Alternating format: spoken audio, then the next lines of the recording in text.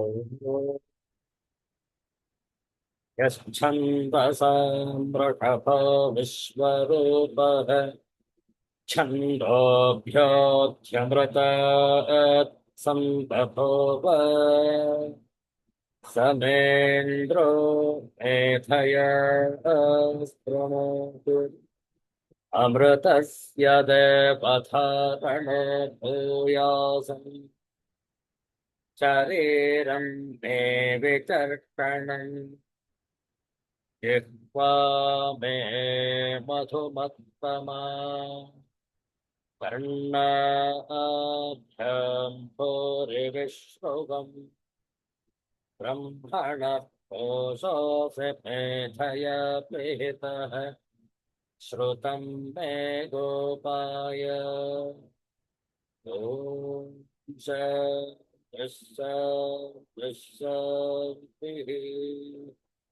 ॐ सहनाववतु सहनो भुनक्तु सह वीर्यङ्करवावहै तेजस्वधावधतमस्तु मा विद्विषावहै ॐ शान्तिः शान्तिः शान्तिः हरिः ॐ श्रीगुरुभ्यो नमः हरिः ॐ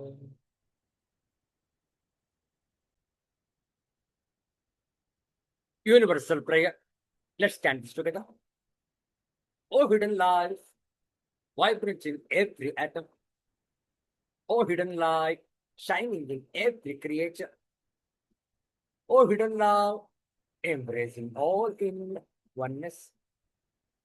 May each who feels himself as one with thee know he is also one with every other. Om Shanti, Shanti, Shanti. ಇಂದು ಶುಕ್ರವಾರ ಆಷಾಢ ಶುದ್ಧ ದ್ವಿತಿಗೆ ಶ್ರೇಷ್ಠವಾದಂತಹ ಈ ಭೃಗುವಾಸರದೊಂದು ಭಗವಾನ್ ರಮಣ ಮಹರ್ಷಿಗಳ ಉಪದೇಶ ಸಾರ ಇದರ ಪಾರಾಯಣ ಶ್ರದ್ಧೆಯಿಂದ ಆಲಿಸುವಂತವರಾಗಿ ರಮಣ ಮಹರ್ಷಿಗಳ ಉಪದೇಶ ಸಾರ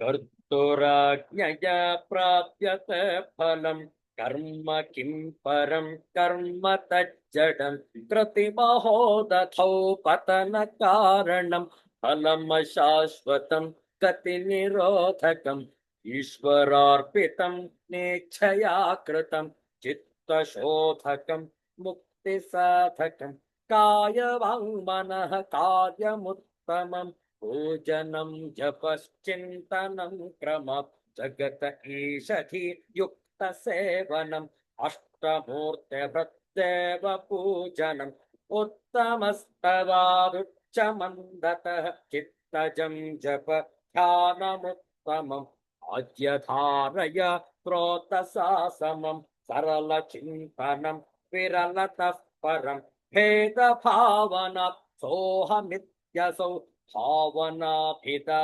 पावनीमत भावशून्य सद्भावसुस्थितिः भावना बलात् भक्तिरुत्तम प्रस्थले मनः स्वस्थता क्रिया भक्तियोगबोधाश्च निश्चितम् वायुरोधनालीयते मनः तालपक्षिवत् रोधसाधनम् चित्तवायवः चित्क्रियायुताः शाखयोर्द्वयी शक्तिमूलक लयविनाशने उभयरोधने लयगतं पुनर्भवति नोऽमृतम् प्राणबन्धनाल्लीनमानसम् एकचिन्तनान्नाशमेत्यदः अष्टमानसोत्कृष्टयोगिनः कृत्यमस्ति किम् स्वस्थितिं यतः दृश्यवारितं चित्तमात्मनः चित्त्वदर्शनं तत्त्वदर्शनं मानसं तु किं मार्गणे कृते नैव मानसं मार्ग आर्जव वृत्तयस्त्वहं वृत्तिमाश्रिताः वृत्तयो मनुविध्यहं मनः अहमयं कुतो भवति चिन्वतः अयि पतत्यहं निज विचारणं वृद्ध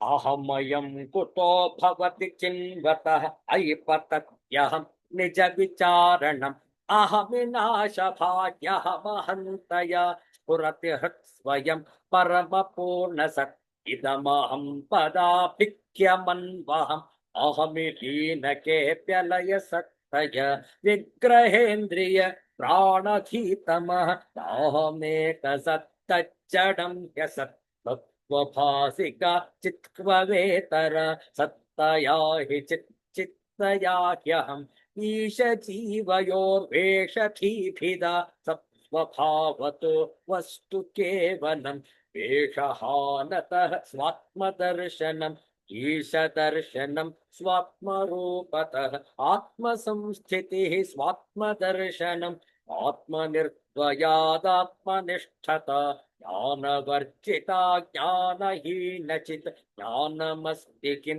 ज्ञातुमन्तरं किं स्वरूपमित्यात्मदर्शने अव्ययाभवा पूर्णचित् सुखम् अन्धमुक्त्यतीतं परं सुखम् विन्दतीह जीवस्तु दैविकः अहमपेतकं निज विभानकम् महदिदन्तपो रमणवागियम् अहमपेतकं निज विभानकं महदिदन्तपो रमणवागियम् महदिदन्तपो रमणवागियम् महदिदं तपः रमणवागियम्।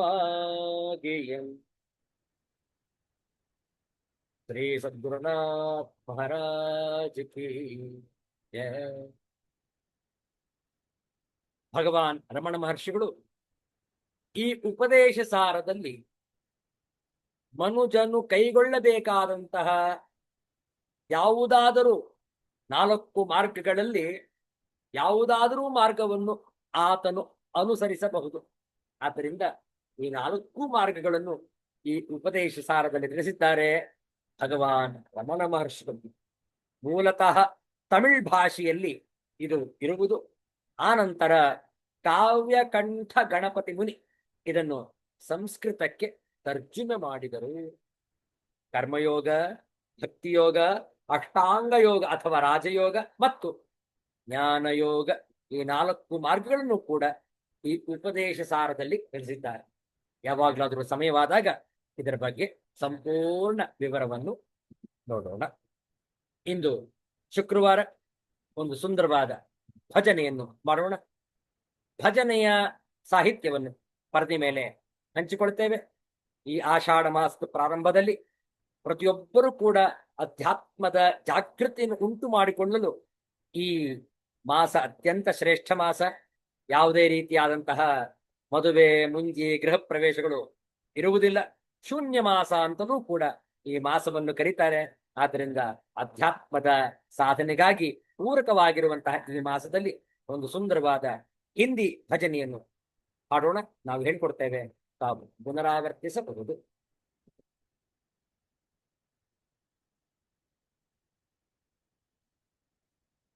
गुरु हमारे मन मंदिर में,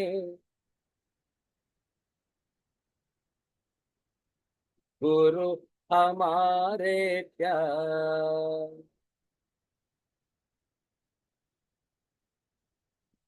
सारे विश्व का वो है धाता, नारायण भगवान।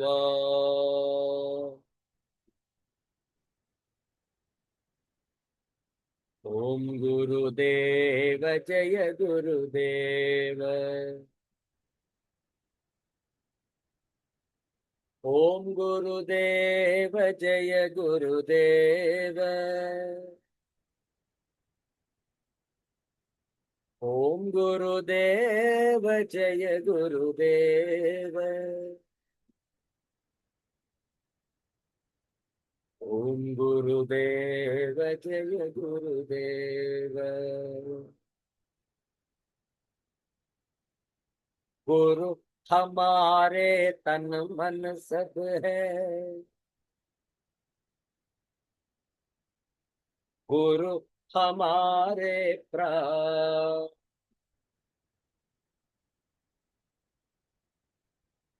ज्ञान भक्ति का वही है धाता, नारायण भगवान।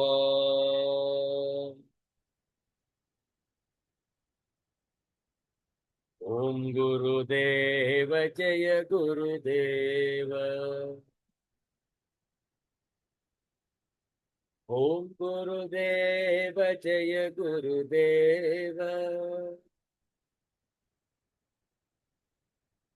ओम गुरुदेव जय गुरुदेव।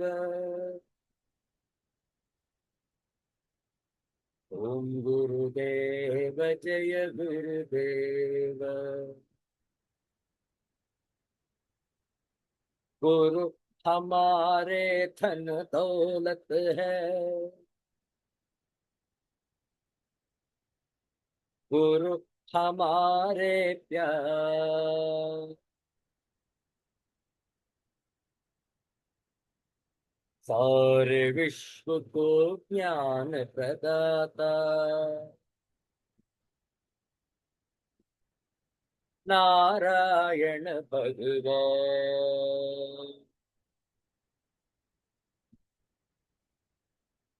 ओम गुरुदेव जय गुरुदेव। ओम गुरुदेव जय गुरुदेव। ओम गुरुदेव जय गुरुदेव। ओम गुरुदेव जय गुरुदेव। ओम गुरुदेव जय गुरुदेव।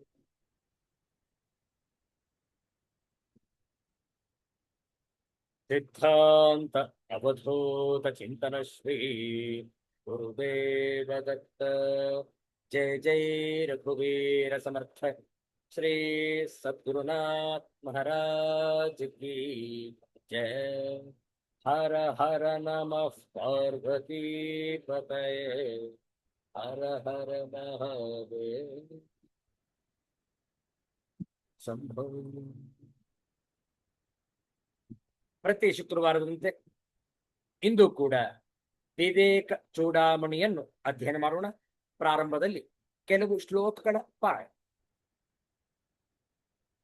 ಶ್ಲೋಕಗಳನ್ನು ಪರದೆ ಮೇಲೆ ಹಂಚಿಕೊಂಡಿದ್ದೇವೆ. ನಾವು ಹೇಳಿಕೊಟ್ಟ ನಂತರ ತಾವು ಪುನರಾವರ್ತಿಸಬಹುದು. ಪ್ರಾರಂಭದಲ್ಲಿ ಮಂಗಳಾಚರಣ ಶ್ಲೋಕ.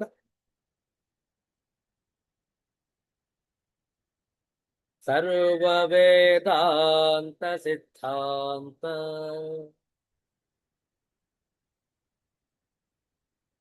ಗೋಚರಂ ತಮಗೋಚರಂ ಗೋವಿಂದಂ ಪರಮಾನಂದಂ ಸದ್ಗುರುಂ ಪ್ರಣತೋಸ್ಮ್ಯಹಂ. ಶ್ರೀ ಗುರುಂ ಪ್ರಣತೋಸ್ಮ್ಯಹಂ.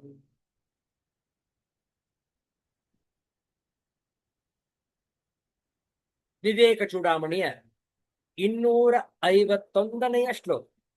ತಮ್ಮಲ್ಲಿ ಈ ಪ್ರಕರಣ ಗ್ರಂಥವಿದ್ದರೆ ದಯಮಾಡಿ 251ನೆಯ ಶ್ಲೋಕವನ್ನು ತೆರೆಯುವುದು. ಹೇಳಿಕೊಡ್ತೇವೆ, ಪುನರಾವರ್ತಿಸಬಹುದು.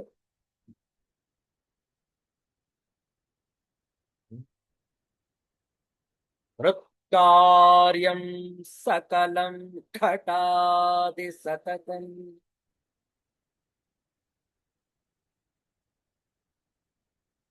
ಬ್ರಹ್ಮಾತ್ರನೇವಾಹಿತಂ. तद्वत्सज्जनितं सदात्मकमिदम्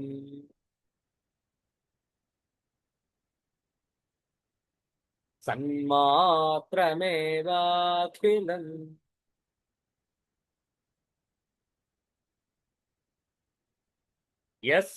यस्मान्नास्ति सतः परं किमपि तत्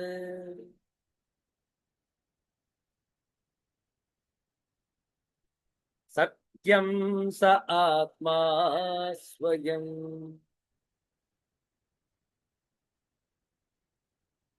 तस्मात् तत्त्वमसि प्रशान्तममलम्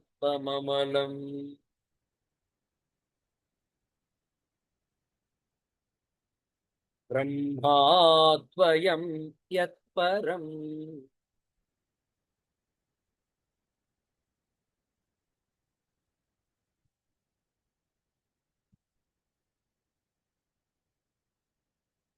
निद्राकल्पितदेशकालविषय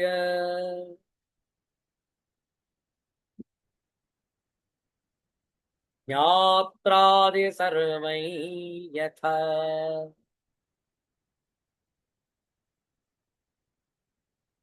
मिथ्या तत्त्वदिहापि जागृति जगत्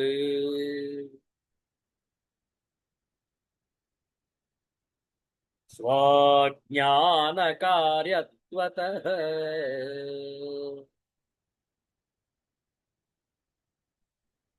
यस्मादेवमिदं शरीरकरण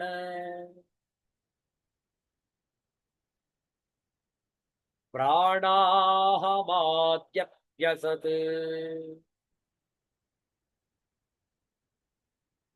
तस्मात् तत्त्वमसि प्रशान्तममलम्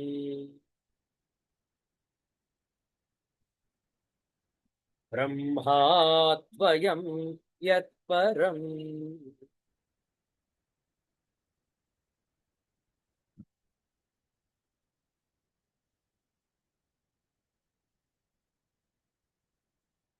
जातिनीतिकुलगोत्रदूरगम्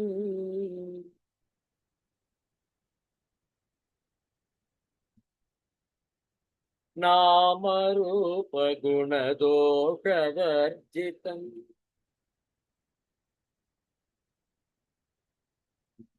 देशकालविषयातिवर्त्यते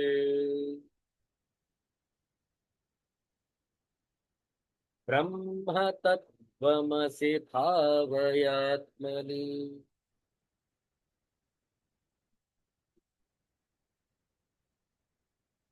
यत्परं सकलभागगोचरम्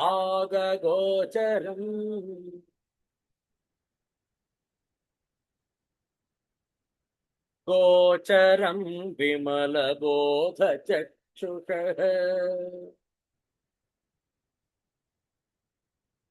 शुद्धचित्तनमनादिवस्तु यत्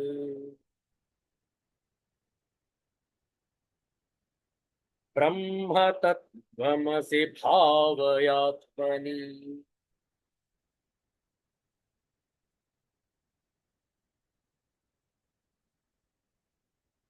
षड्भिरोर्भिरय षड्भिरोर्मिभिरयोगिहृत्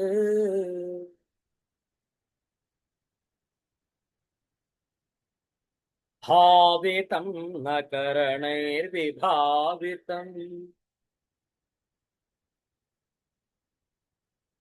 बुद्ध्यवेद्यमनवद्यमस्ति यत्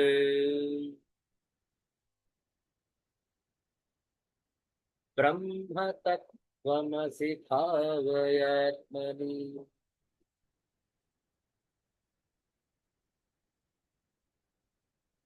शान्तिकल्पितजगत्कलाश्रयम्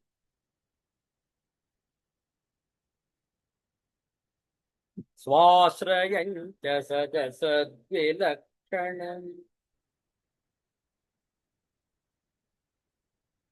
निष्कलं निरुपमानवद्धियत्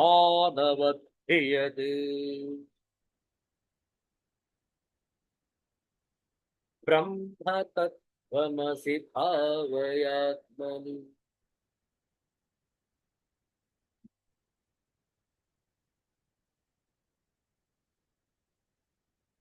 ಜನ್ಮ ವೃದ್ಧಿ ಪರಿಣತ್ಯಪಕ್ಷಯ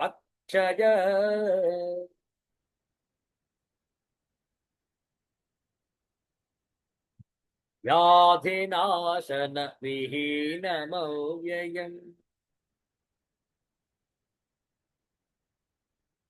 ವಿಶ್ವಸಸ್ಯವಿಘಾತ ಕಾರಣಂ ಬ್ರಹ್ಮ ತತ್ವಮಸಿ ಭಾವಯಾತ್ಮನಿ.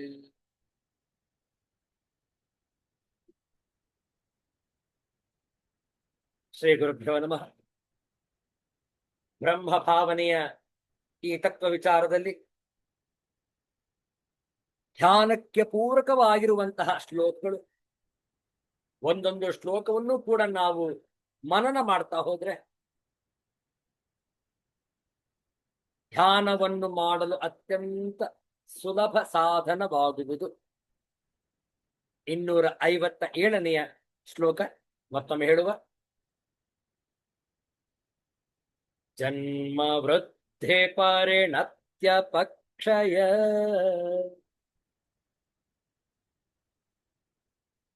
ವ್ಯಾಧಿನಾಶನ ವಿಹೀನಮವ್ಯಯಂ.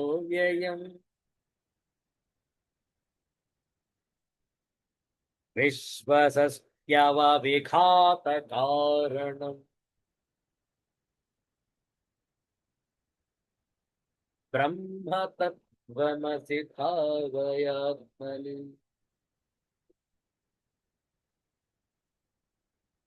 ನೋಡಿ, ಇದರ ಹಿಂದಿಯ ಭಾವಾನುವಾದ. जो जन्म वृद्धि परिणति अपक्षय व्याधि और नाश शरीर के इन छहों विकारों से रहित और अविनाशी है तथा विश्व की सृष्टि, पालन और विनाश का कारण है, वह ब्रह्म ही तुम हो, ऐसी अपने मन में भावना करो. ನೋಡಿ ಎಷ್ಟು ಚೆನ್ನಾಗಿದೆ. ಪ್ರತಿಯೊಂದಕ್ಕೂ ಕೂಡ ಪಾರಮಾರ್ಥಿಕ ಶಕ್ತಿಯಲ್ಲಿ ನಿನ್ನದೇ ಸ್ವರೂಪವನ್ನು ಪ್ರತಿಬಿಂಬಿಸುವುದು. ಅದನ್ನು ಮನಗಾಣು. ಬ್ರಹ್ಮ ಚಿಂತನೆಯನ್ನು ಅನುಷ್ಠಾನಗೊಳಿಸು. ನೋಡಿ, ಇದರ ಆಂಗ್ಲ ಭಾಷೆ ಭಾವಾನುವಾದ. That which is free from birth, growth, development, waste, disease and death, which is indestructible, which is the cause of the projection, maintenance and dissolution of the universe, that Brahman art thou. Meditate on this in thy mind. ಪದಚ್ಛೇದವನ್ನು ನೋಡಿಕೊಳ್ಳಿ. ಜನ್ಮ ವೃದ್ಧಿ ಪರಿಣತಿ ಅಪಕ್ಷಯ ವ್ಯಾಧಿ ನಾಶನ ವಿಹೀನಂ ಅವ್ಯಯಂ ವಿಶ್ವ ಸೃಷ್ಟಿ ಅವವಿಘಾತ ಕಾರಣಂ ಬ್ರಹ್ಮ ತತ್ವಂ ಅಸಿ ಭಾವಯ ಆತ್ಮನಿ. ಇದರ ಅನ್ವಯಾರ್ಥವನ್ನು ನೋಡಿಕೊಳ್ಳಿ. ಜನ್ಮ ವೃದ್ಧಿ ಪರಿಣತಿ ಅಪಕ್ಷಯ ವ್ಯಾಧಿ ನಾಶನ ವಿಹೀನ, ಇದು 6 ವಿಕಾರಗಳು. ಯಾವ್ಯಾವುದು? ಜನ್ಮ, ವೃದ್ಧಿ, ಪರಿಣತಿ, ಅಪಕ್ಷಯ, ವ್ಯಾಧಿ, ನಾಶನ. ಇದು 6 ವಿಕಾರಗಳು. 6 ವಿಕಾರಗಳು ಇವುಗಳಿಲ್ಲದ ಬ್ರಹ್ಮವೇ ನೀನು. ಈ ಆಕಾರಗಳುಳ್ಳದ್ದು, ಈ ವಿಕಾರಗಳು ಉಳ್ಳದ್ದು ಶರೀರಕ್ಕೆ. ನೀನು ಶರೀರ ಅಲ್ಲ, ನೀನು ಆತ್ಮತತ್ವ ಬ್ರಹ್ಮಸ್ವರೂಪ.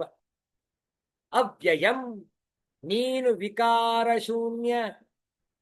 ನಿನ್ನಲ್ಲಿ ಯಾವುದೇ ವಿಕಾರಗಳಿಲ್ಲ. ಯಾವ ವಿಕಾರಗಳಿಲ್ಲ? ಈ 6 ಏನೇನು ಹೆಸರಿಸಿದ್ದಾರಿಲ್ಲಿ ಅದು ನೀನಲ್ಲ.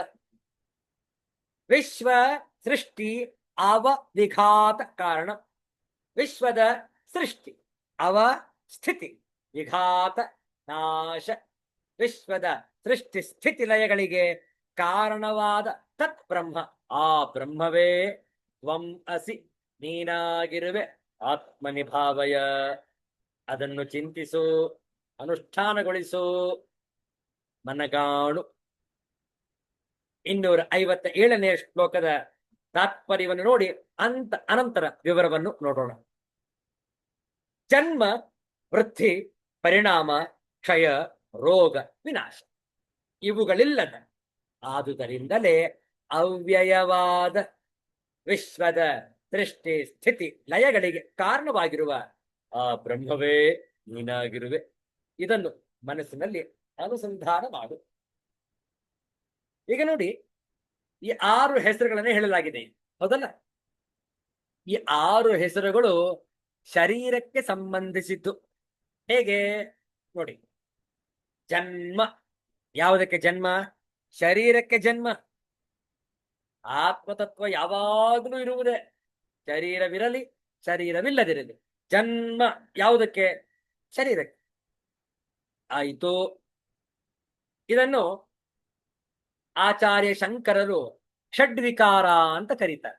ಷಡ್ವಿಕಾರ, 6 ವಿಕಾರಗಳು. ಯಾವುದು? ಏತತ್ ಸ್ಥೂಲ ಶರೀರಂ, ಈ ಸ್ಥೂಲ ಶರೀರ ಯಾವುದಿದೆ, this gross body is made of 6 modifications.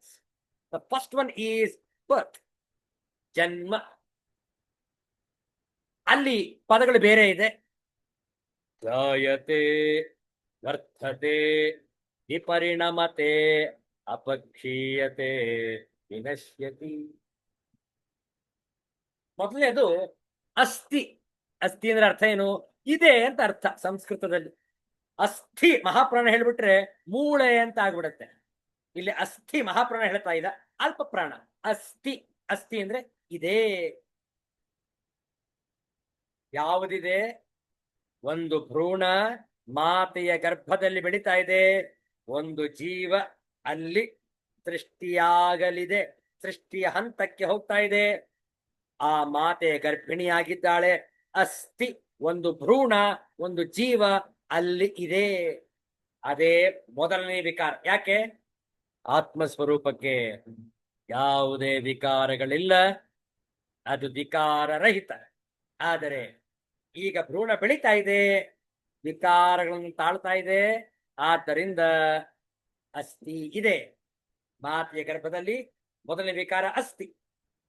ಜಾಯತೆ, ಹುಟ್ಟುತ್ತೆ, ಗರ್ಭದಿಂದ ಹೊರಗೆ ಬರುತ್ತೆ 9 ತಿಂಗಳ ನಂತರ, ಹೌದಾ? ವರ್ತತೆ, ಹುಟ್ಟಿದ ನಂತರ ಮಗು ಬೆಳಿಲಿಕ್ಕೆ ಆರಂಭವಾಗುತ್ತೆ. ವರ್ತತೆ, 3ನೇ ವಿಕಾರ. 4ನೇ ವಿಕಾರ ವಿಪರಿಣಮತೆ, ಬದಲಾವಣೆಗಳಾಗತ್ತೆ. ಶರೀರದಲ್ಲಿ ರಾಸಾಯನಿಕ ಬದಲಾವಣೆಗಳು ಉಂಟಾಗುತ್ತವೆ. ಹೆಣ್ಣು ಮಗಳು ಪ್ರೌಢಮಾನಕ್ಕೆ ಬರ್ತಾಳೆ, ಮುಟ್ಟಾಗುವಂತಹ ಪ್ರಾರಂಭ ಆಕೆಗೆ. ಗಂಡಸಿಗೆ ಮೀಸೆ ಚಿಗುರುವುದು, ದಾಡಿ ಬೆಳೆಯುವುದು, ಕಂಠ ಕರ್ಕಶವಾಗುವುದು, ಗಟ್ಟಿಯಾಗುವುದು, ಹೌದಲ್ಲ? ಅಸ್ಥಿ, ಜಾಯತೆ, ವರ್ತತೆ, ವಿಪರಿಣಮತೆ, 4 ವಿಕಾರಗಳಾಯ್ತು. ದೊಡ್ಡದಾಗಿ ಬೆಳೆದಿದೆ ಆ ಶರೀರ, 60 ವರ್ಷಗಳಾಯ್ತು. ಈಗ ಅಪಕ್ಷೀಯತೆ, ಒಂದೊಂದಾಗಿ ಒಂದೊಂದಾಗಿ ಇಂದ್ರಿಯಗಳು ತಮ್ಮ ಶಕ್ತಿಯನ್ನು ಕಳೆದುಕೊಳ್ತಾ ಇದೆ. ಕೊನೆಗೆ ಸಂಪೂರ್ಣ ಶರೀರ ಜರ್ಜರಿತವಾಗಿ ಜೀರ್ಣವಾಗಿ ಹೋಗುವುದು. ವಿನಶ್ಯತಿ, ಶರೀರದ ಅವಸಾನ. ಈ ಎಲ್ಲ ವಿಕಾರಗಳು ಶರೀರಕ್ಕೆ ವಿನಃ ಆತ್ಮನಿಗಲ್ಲ. ನೋಡಿ, ಜನ್ಮ, ವೃದ್ಧಿ, ಪರಿಣಾಮ, ಕ್ಷಯ, ರೋಗ, ವಿನಾಶ ಯಾವುದಕ್ಕೆ? ಶರೀರಕ್ಕೆ. ಆದರೆ ಆತ್ಮಸ್ವರೂಪ ಇವುಗಳಿಲ್ಲದೆ ಇರುವುದು, ಅದು ಅವ್ಯಯವು. ಅವ್ಯಯವು ಯಾವುದಕ್ಕೂ ಬದಲಾವಣೆ ಆಗದ, ವಿಕಾರರಹಿತ, ಕಡಿಮೆ ಆಗದ, ಹೆಚ್ಚಾಗದ ಸ್ಥಿತಿಯೇ ಬ್ರಹ್ಮಸ್ವರೂಪ, ಹೌದಲ್ಲ? ವಿಶ್ವದ ಸೃಷ್ಟಿ ಸ್ಥಿತಿ ಲಯಗಳಿಗೆ ಕಾರಣವಾಗಿರುವ ಆ ಬ್ರಹ್ಮವೇ ನೀನಾಗಿರುವೆ. ಹೇಗೆ ನೋಡಿ, ನಾವು ಬೆಳಗ್ಗೆ ಎದ್ದ ಕೂಡಲೇ ನಮ್ಮ ಜಗತ್ತು ಆರಂಭ, ಹೌದಲ್ಲ? ನಾವೆಲ್ಲ ಕಲ್ತಿದ್ದೇನು? We have only one universe, and that universe we have the 5 great elements called the space, air, fire, water and earth. Only one universe. ನಾವು ಕಲ್ತಿದ್ದ ಹಾಗೇನೆ. ಆದ್ರೆ ಶಾಸ್ತ್ರ ಹೇಳಿತು, ಎಷ್ಟು ಜಗತ್ತೆಂದ್ರೆ, ಎಷ್ಟು ಜಗತ್ತು ಇದೆ ಅಂತ ಹೇಳಿದ್ರೆ, ಎಷ್ಟು ತಲೆಗಳಿವೆಯೋ ಅಷ್ಟು ಜಗತ್ತುಗಳಿವೆ, ಹೌದಲ್ಲ? ಒಬ್ಬೊಬ್ಬರದು ಒಂದೊಂದು ಜಗತ್ತು, ಒಬ್ಬೊಬ್ಬರದು ಒಂದೊಂದು ಕಥೆ, ಹೌದಲ್ಲ? ಯಾರಾದ್ರೂ ಸಿನಿಮಾ ಪ್ರೊಡ್ಯೂಸರ್, ನಿರ್ಮಾಪಕರು ಬಂದು ನಮಗೊಂದು ಕಥೆ ಬೇಕು ಹೇಳಿ ಅಂತಂದ್ರೆ, ಅಯ್ಯೋ ನನ್ನ ಕಥೆನೇ ತಗೊಳ್ಳಿ ಸ್ವಾಮಿ, ಸಿನಿಮಾ ಮಾಡ್ಬೋದು ಅಂತೀವಿ, ಹೌದಲ್ಲ? ಎಷ್ಟು ತಲೆಗಳಿವೆಯೋ ಅಷ್ಟು ಕಥೆಗಳು, ಅಷ್ಟು ಜಗತ್ತುಗಳು. ನಾನು ನನ್ನ ಜಗತ್ತನ್ನು ಸೃಷ್ಟಿಸಿಕೊಂಡೆ ಯಾವಾಗ? ಬೆಳಗ್ಗೆ ಎಚ್ಚರವಾದ. ರಾತ್ರಿ ಮಲಗುವವರೆಗೆ ಆ ಜಗತ್ತನ್ನು ಸ್ಥಿತಿಯಲ್ಲಿ ಇಟ್ಟುಕೊಂಡಿರ್ತೇನೆ, ಅದಕ್ಕೆ ಸತ್ಯತ್ವವನ್ನು ಕಲ್ಪಿಸ್ತೇನೆ. ಆ ಜಗತ್ತನ್ನು, ಆ ಜಗತ್ತಿನಲ್ಲಿ ನಾನು ವ್ಯವಹರಿಸುತ್ತೇನೆ. ಅದರಲ್ಲಿ ಅನೇಕ ಭಾವನೆಗಳು, ಸುಖ ದುಃಖಗಳು ಎಲ್ಲ ಸೇರಿಕೊಂಡಿವೆ. ಜಗತ್ತು ಸ್ಥಿತಿಯಲ್ಲಿದೆ. ಕೊನೆಗೆ ಆಯಾಸವಾಗತ್ತೆ, ಮಲಗಿ ಬಿಡುತ್ತೆ. ಮಲಗಿದಾಗ ನನ್ನ ಜಗತ್ತು ಕೂಡ ವಿನಾಶ, ಜಗತ್ತು ಸಂಪೂರ್ಣ ಲಯ. ನೋಡಿ, ನನ್ನ ಜಗತ್ತನ್ನು ನಾನೇ ಸೃಷ್ಟಿಸಿಕೊಂಡೆ, ನಾನೇ ಬ್ರಹ್ಮ. ಆ ಜಗತ್ತಿಗೆ ಸತ್ಯತ್ವವನ್ನು ಕೊಟ್ಟು ಅಸ್ತಿತ್ವವನ್ನು ಇಟ್ಟುಕೊಂಡಿದ್ದೇನೆ, ನಾನೇ ವಿಷ್ಣು. ಅದನ್ನು ಪುನಃ ಮಲಗಿದಾಗ ಗಾಢ ನಿದ್ರೆಯ ಅವಸ್ಥೆಯಲ್ಲಿ ಸಂಪೂರ್ಣ ಜಗತ್ತನ್ನು ನನ್ನಲ್ಲೇ ಲಯ ಮಾಡಿಕೊಂಡಿದ್ದೇನೆ, ನಾನೇ ಶಿವ ಅಥವಾ ಮಹೇಶ್ವರ. ನೋಡಿ, ವಿಶ್ವದ ಸೃಷ್ಟಿ ಸ್ಥಿತಿ ಲಯಗಳಿಗೆ ಕಾರಣವಾಗಿರುವಂತಹ ಆ ಬ್ರಹ್ಮತತ್ವ ಯಾವುದಿದೆಯೋ ಅದು ನೀನೇ. ನೀನೇ ಬ್ರಹ್ಮ, ವಿಷ್ಣು, ಮಹೇಶ್ವರ. ವಿಚಾರ ಮಾಡಿ, ಇದನ್ನು ಮನಸ್ಸಿನಲ್ಲಿ ಅನುಸಂಧಾನ ಮಾಡು. ಈ ರೀತಿಯಲ್ಲಿ ಚಿಂತನೆ ಮಾಡಿದಾಗ ನಾವು ಧ್ಯಾನ ಮಗ್ನರಾಗ್ತೇವೆ. ಧ್ಯಾನಕ್ಕೆ ಪೂರಕವಾಗಿರುವಂತಹ ಚಿಂತನೆ ಈ ಬ್ರಹ್ಮ ಭಾವನೆ.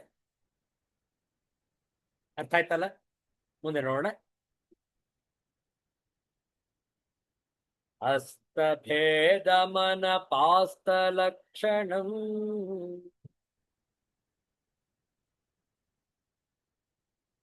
ನಿಸ್ತರಂಗ ಜಲರಾಶಿ ನಿಶ್ಚಲಂ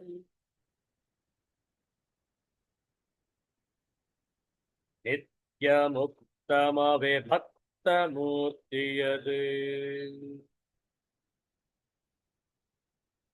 ಬ್ರಹ್ಮ ತತ್ವಮಸಿ ಭಾವಯಾತ್ಮನಿ.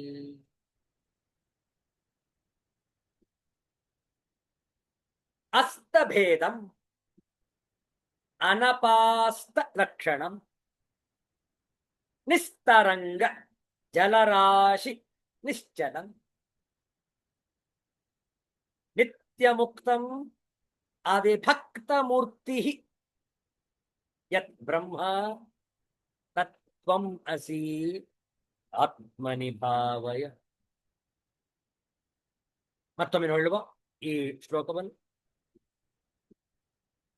ಅಸ್ತಭೇದಮನ ಪಾಸ್ತಲಕ್ಷಣಂ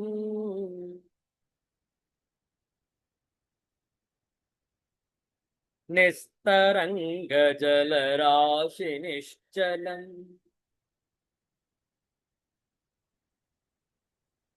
ನಿತ್ಯಮುಕ್ತಮವಿಭಕ್ತಮೂರ್ತಿಯದೇ ಬ್ರಹ್ಮ तत्वमसि भावयात्मनि. हिंदी भावानुवाद. जो भेद रहित और अपरिणाम स्वरूप है, तरंगहीन जलराशि के समान निश्चल है तथा नित्य मुक्त और विभाग रहित है वह ब्रह्म ही तुम हो, ऐसा मन में विचारो।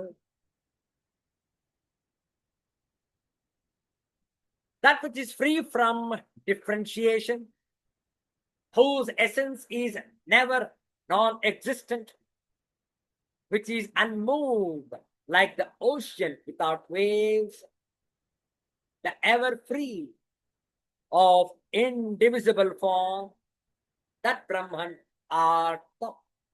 Meditate on this in thy mind. ಅಸ್ತಭೇದ ಭೇದವಿಲ್ಲದ ಅನಪಾಸ್ತ ಲಕ್ಷಣಂ, ನಾಶವಾಗದ ಸ್ವರೂಪ ಉಳ್ಳ ನಿಸ್ತರಂಗ ಜಲರಾಶಿ ನಿಶ್ಚಲಂ, ಅಲೆಗಳಿಲ್ಲದ ಸಮುದ್ರದಂತೆ ನಿಶ್ಚಲವಾಗಿರುವ ನಿತ್ಯ ಮುಕ್ತಂ, ಯಾವಾಗಲೂ ಮುಕ್ತವಾದ ಅಧಿಭಕ್ತ ಮೂರ್ತಿ ಅಖಂಡ ರೂಪವುಳ್ಳ ಯತ್ ಬ್ರಹ್ಮ, ಯಾವ ಬ್ರಹ್ಮವಿದೆಯೋ ತತ್ವಮಸಿ, ಆ ಬ್ರಹ್ಮ ನೀನೇ ಆಗಿದ್ದಿ.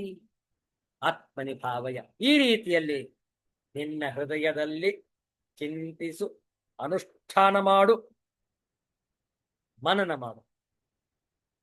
ಎಷ್ಟು ಸೊಗಸಾಗಿದೆ ನೋಡಿ. ತಾತ್ಪರ್ಯವನ್ನು ನೋಡಿ ಈ ಶ್ಲೋಕದ ಆಂತರ್ಯವನ್ನು ತಿಳಿದುಕೊಳ್ಳೋಣ. ಸಮಸ್ತ ಭೇದರಹಿತವಾದ, ಯಾವುದೇ ಭೇದವಿಲ್ಲ, ಇದು ಅಭೇದ ಸ್ಥಿತಿ.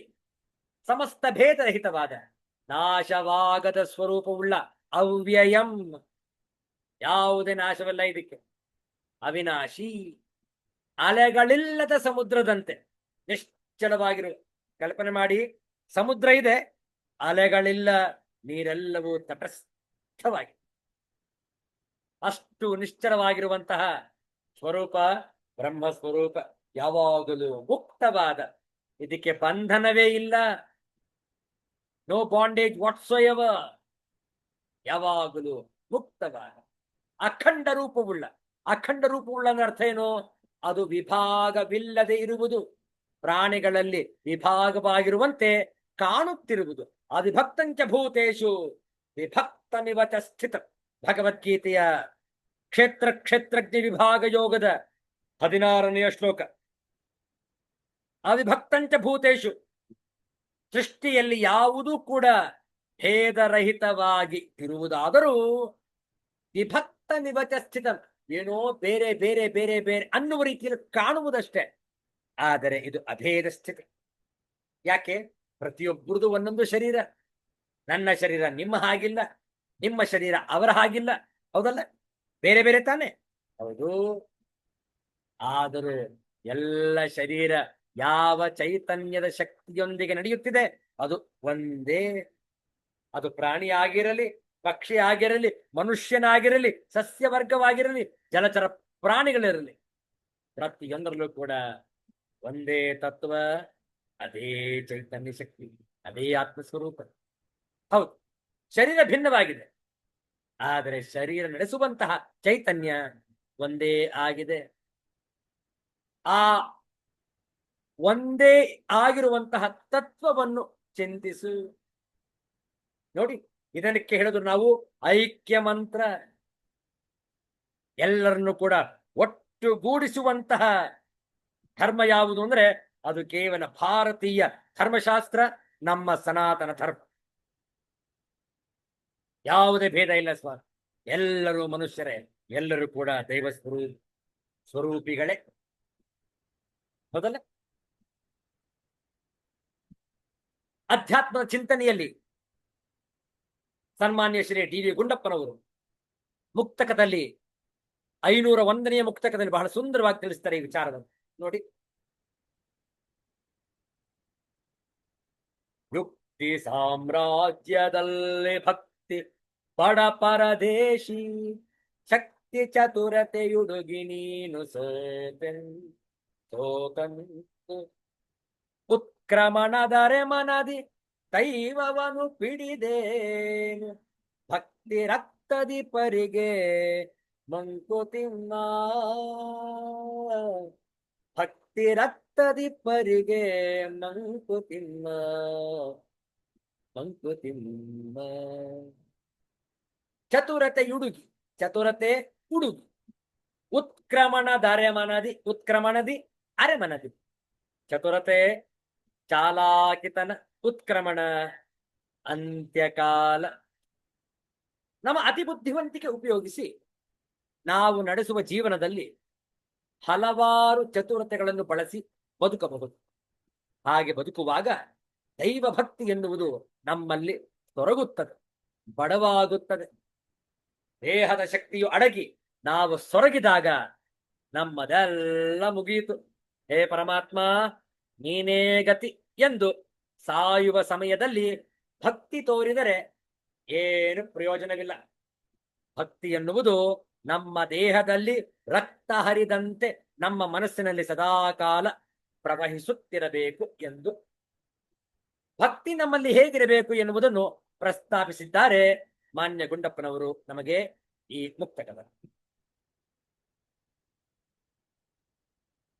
ಸಂಕಟ ಬಂದಾಗ ವೆಂಕಟರಮಣ ಎನ್ನುವಂತಾಗದೆ ಸದಾ ಎನ್ನ ಹೃದಯದಲ್ಲಿ ವಾಸ ಮಾಡು ಶ್ರೀಹರಿ ಎಂದು ದಾಸರು ಹೇಳುವಂತೆ ನಮ್ಮಲ್ಲಿ ಆ ಭಕ್ತಿ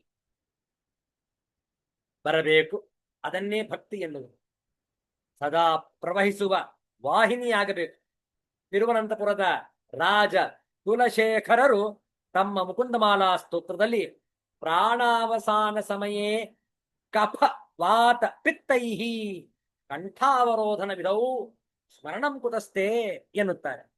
ಅರ್ಥಾತ್ ಪ್ರಾಣ ಹೋಗುವ ಸಮಯ ಬಂದಾಗ ಕಫ ವಾತ ಪಿತ್ತಗಳು ಹೆಚ್ಚಾಗಿ ಬಾಯಿಂದ ಮಾತು ಹೊರಡದೆ ದೇಹ ನೋವನ್ನು ಅನುಭವಿಸುವಾಗ ನಾರಾಯಣ ಗೋವಿಂದ ಎನ್ನುವುದಕ್ಕಾಗುತ್ತದೆಯೇ ಎನ್ನುತ್ತಾ ಅದಕ್ಕಾಗಿ ಅತ್ಯೈವ ಮೇ ವಿಶತು ಮಾನಸ ರಾಜಹಂಸ ಎನ್ನುತ್ತಾರೆ ಕುಲಶೇಖರ ಆಳ್ವಾರರು. ಈಗಲೇ ಬಂದು ನನ್ನ ಮನಸ್ಸಿನಲ್ಲಿ ಕೂರು ಹೇ ಪರಮಾತ್ಮ ಎನ್ನುತ್ತಾರೆ. ಸಾಮಾನ್ಯವಾಗಿ ನಮಗೆ ಅನುಕೂಲಗಳು ಹೆಚ್ಚಾದಾಗ ಅವುಗಳನ್ನು ಅನುಭವಿಸುವ ಭರದಲ್ಲಿ ಅವುಗಳನ್ನು ನಮಗೆ ನೀಡಿದ ಆ ಪರಮಾತ್ಮನನ್ನು ಮರೆತೇ ಹೋಗುತ್ತೆ. ಇದು ಸಹಜವಾದ ಮನುಷ್ಯನ ಸ್ವಭಾವ. ಇದನ್ನೇ ಮಾನ್ಯ ಗುಂಡಪ್ಪನವರು ಯುಕ್ತಿ ಸಾಮ್ರಾಜ್ಯದಲ್ಲಿ ಭಕ್ತಿ ಬಡ ಪರದೇಶಿ ಎಂದು ಭಕ್ತಿ ಆಗ ಸೊರಗುತ್ತದೆ ಎಂದರು. ಅದು ಹಾಗಾಗದೆ ಕಷ್ಟವಿರಲಿ ಸುಖವಿರಲಿ ಭಕ್ತಿ ನಮ್ಮ ಮೂಲ ಗುಣವಾಗಿರಬೇಕು. ನಮಗೆ ಎಲ್ಲವನ್ನೂ ಕೊಟ್ಟ ಆ ಪರಮಶಕ್ತಿಗೆ ಕೃತಜ್ಞತೆಯನ್ನು ತೋರುವ ಭಕ್ತಿ ಸದಾಕಾಲ ನಮ್ಮಲ್ಲಿ ಇರಬೇಕು. ಕುಲಶೇಖರ ಆಳ್ವಾರರು ಅನಂತ ವೈಕುಂಠ ಮುಕುಂದ ಕೃಷ್ಣ ಗೋವಿಂದ ದಾಮೋದರ ಮಾಧವೇತಿ ವಕ್ತುಂ ಸಮರ್ಥೋಪಿ ನ ವಕ್ತಿ ನ ವಕ್ತುಂ ಕಶ್ಚಿತ್ ಅಹೋ ಜನಾನಾನ್ ವ್ಯಸನಾಭಿಮುಖ್ಯಂ ಎನ್ನುತ್ತಾರೆ. ಭಗವನ್ನಾಮ ಸ್ಮರಣೆಯನ್ನು ಮಾಡಲು ಸಾಮರ್ಥ್ಯವಿದ್ದರೂ ವ್ಯಸನಗಳಿಗೆ ದಾಸರಾಗಿ ಆ ಪರಮಾತ್ಮನ ನಾಮಸ್ಮರಣೆಯನ್ನು ಮಾಡುವುದಿಲ್ಲವಲ್ಲ ಎಂಬ ಅರ್ಥದಲ್ಲಿ ಯಥೆಯನ್ನು ವ್ಯಕ್ತಪಡಿಸುತ್ತಾರೆ ಕುಲಶೇಖರ ಆಳ್ವಾರರು ತಮ್ಮ ಮುಕುಂದಮಾಲಾ ಸ್ತೋತ್ರದಲ್ಲಿ. ನಮ್ಮ ಎಲ್ಲಾ ಯೋಚನೆಗಳು ಕೆಲಸಗಳು ಎಲ್ಲವೂ ನಾವಿರುವುದರಿಂದ ಮಾತ್ರ ಸಾಧ್ಯ. ಆದರೆ ನಾವಿರುವುದು ಆ ಪರಮಶಕ್ತಿಯ ಕೃಪೆಯಿಂದ. ಹಾಗಾಗಿ ನಾವು ತೋರಬೇಕಾದ ಕೃತಜ್ಞತಾ ಭಾವವೇ ಭಕ್ತಿಯಾಗಿ ನಮ್ಮಲ್ಲಿ ಸದಾಕಾಲ ಇರಬೇಕು ಎನ್ನುವುದೇ ಈ ಮುಕ್ತಕದ ಆಶಯ. ನಮ್ಮ ಅನುಕೂಲಕ್ಕೆ ತಕ್ಕಂತೆ ನಮ್ಮ ಅವಶ್ಯಕತೆಗೆ ತಕ್ಕಂತೆ ನಮ್ಮ ಭಕ್ತಿಯ ಪ್ರಮಾಣ ಬದಲಾಗುತ್ತಾ ಹೋದರೆ ಅದು ಭಕ್ತಿಯಾಗದೆ ಕೇವಲ ವ್ಯಾಪಾರವಾಗುತ್ತದೆ. ಅದು ತಪ್ಪು. ಆ ಪರಮಾತ್ಮನಲ್ಲಿ ನಿಶ್ಚಲವಾದ ನಿರಂತರವಾದ ಭಕ್ತಿ ನಮ್ಮಲ್ಲಿ ಸದಾಕಾಲ ಇರಲಿ ಎನ್ನುವ ಆಶಯವನ್ನು ಇಟ್ಟುಕೊಳ್ಳೋಣ. ಇಲ್ಲಿಗೆ ಇಂದಿನ ಸತ್ಸಂಗವನ್ನು ಸಂಪನ್ನಗೊಳಿಸೋಣ. ಪುನಃ ಮುಂದಿನ ಶುಕ್ರವಾರ ವಿವೇಕ ಚೂಡಾಮಣಿಯ ಅಧ್ಯಯನವನ್ನು ಮುಂದುವರಿಸೋಣ. ಶಾಂತಿ ಮಂತ್ರ. ಅಸತೋ ಮಾ ಸದ್ಗಮಯ ತಮಸೋ ಮಾ ಜ್ಯೋತಿರ್ಗಮಯ ಮೃತ್ಯೋರ್ಮಾ ಅಮೃತಂಗಮಯ. ಓಂ ಶಾಂತಿ ಶಾಂತಿ ಶಾಂತಿ. ಹರಿಃ ಓಂ. ಶ್ರೀ ಗುರುಭ್ಯೋ ನಮಃ. ಹರಿಃ ಓಂ. ಮತ್ತೆ ಭೇಟಿಯಾಗೋಣ. ಎಲ್ಲರಿಗೂ ಒಳಿತಾಗಲಿ, ಎಲ್ಲರಿಗೂ ಶುಭವಾಗಲಿ. ಜೈ ಶ್ರೀ ಗುರುದೇವ.